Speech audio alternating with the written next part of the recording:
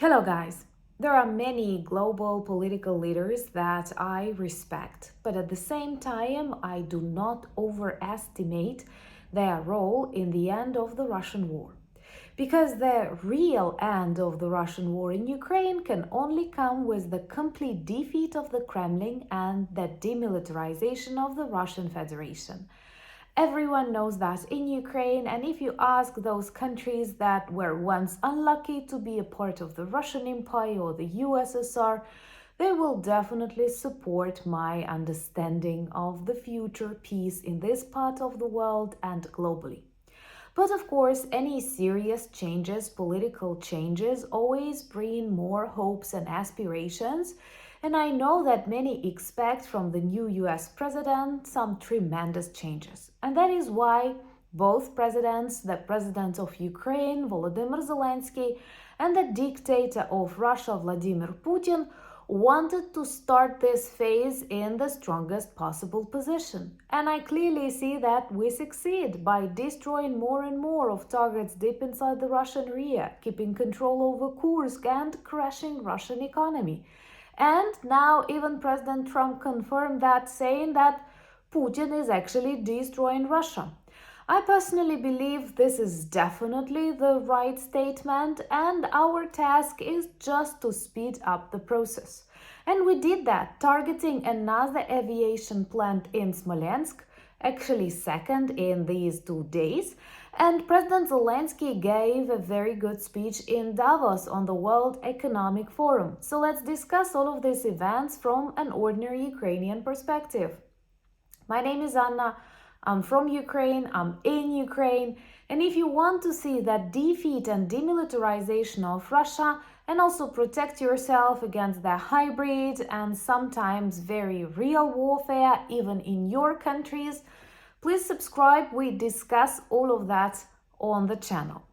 And let's start with some of the Russian geography lessons because that's my favorite topic, and hopefully many of you have already discovered a lot of Russian cities and regions based on the destruction of military objects there. And for the last 2 days, we experienced a serious epidemic of fires on the Russian aviation plants. And this is great because, Russia has many more bombers, fighter jets than Ukraine. We still did not receive the majority of the promised F-16s, but even with those that we have, we actually break records. I have a video on the channel telling the story of an amazing Ukrainian F-16 pilot that destroyed 6 missiles during just one combat flight, surprising the trainers back in the United States. And that is a very good answer. Don't you doubt we can do it. We can finish modern way of a Kremlin imperial war. So anyway, during these days, there were 2 attacks on 2 aviation plants, one in Kazan, another one today in Smolensk. I will remind you about the Kazan construction plant. It works on the production and maintenance of Russian tools. And the one in Smolensk is working on the production, maintenance, and repairments of Russian Sus. And by targeting these places, we actually paralyzed the potential of Russian aviation, making it complex for them to repair the bombers, to repair these evil instruments of war. You know that Russia is a poor country. Russia definitely did not expect this war to last for 3 years. All remember how Putin promised a blitzkrieg. So, of course, they are running out of resources. That is actually why they get more and more dependent on China, more and more dependent on North Korea with their supplies, with their soldiers, and with their equipment.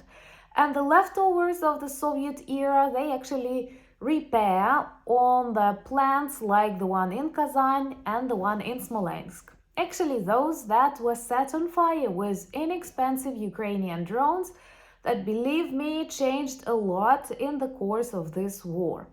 Ukraine is an expert in this kind of warfare and is prepared to defend the world, not just Europe. Unfortunately, if we keep appeasing the evil, closing our eyes on all the international crimes that Putin committed, you will need that Ukrainian experience. Subscribe to demonstrate your solidarity with us and learn some things. Once again, I advise you, I hope you will never need them, but it's always better to be prepared than totally unprepared. And I love the way President Zelensky spoke on the World Economic Forum in Davos, because he honestly spoke as a true leader of Europe.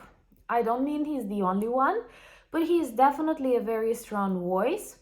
And he was sharing once again Ukrainian experience, political experience, economic and civilian, trying to remind European leaders that the best way to live in this part of the world is actually to become stronger, to invest more in defense, and to be prepared to fight against Russia. Because in Putin's head, Ruski Mir is much larger than Ukraine or Moldova. And this may cause a lot of troubles, not just for Europe, but the world. And one of his main messages was actually that the United States need Europe just as Europe needs the United States. There were periods in the history of America when its leaders and people decided to stay isolated from the rest of the world, but it did not bring anything good, neither to Europe and the world nor to America. And one Ukrainian intellectual whom I respect greatly, Vitaly Portnikov, was actually saying that it is the 20th century, the cooperation between Europe and the United States, that brought the strengths to the Western world. In 19th century, the United States did not play a great role, and it was bad for economy and for people, especially in this globalized world.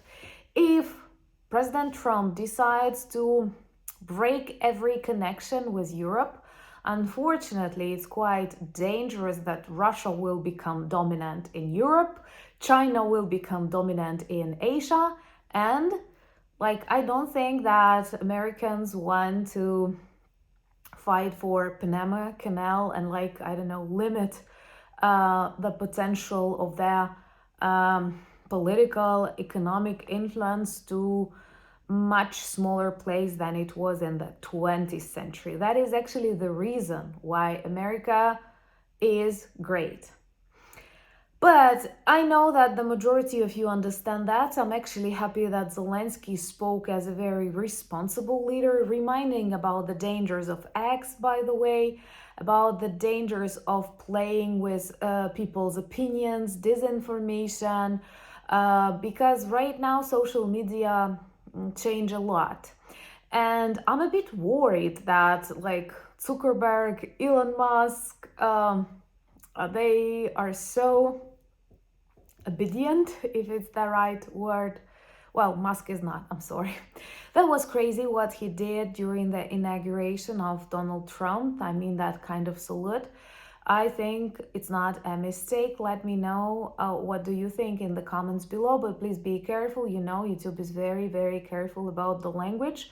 I wish the world was that careful about the actions, especially of the Elon Musk, because, you know, one thing is to filter the language, to protect people, follow the policies, and another thing is to actually cause so many troubles and so much hatred worldwide.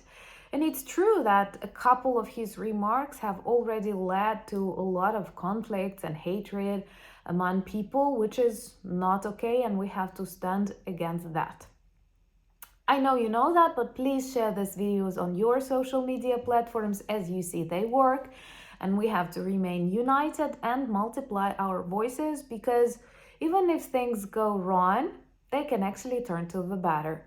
Just remember the start of the full-scale invasion, when nobody gave Ukraine more than 3 days. And look at us now, 3 years after the start of Putin's war, with Ukrainian soldiers controlling regions in Russia and destroying military objects, oil refineries, and bringing war back to Russia where it actually belongs. You know, this old song, return to sender. That's exactly what we are doing. Let me know in the comments your first impressions on the first reactions of the world leaders on the very first day of the US President Donald Trump. Thank you once again for all your advice and kind words. Remember to join me on X, Blue Sky, on Instagram and Threads, and we have an amazing Discord community. Check the merch shop for lots of good items that work well as reminders and conversation starters about Ukraine. Thank you for buying me coffees, becoming my patrons and sponsors of the channel, and most importantly, thank you for standing with Ukraine. Slava Ukraini!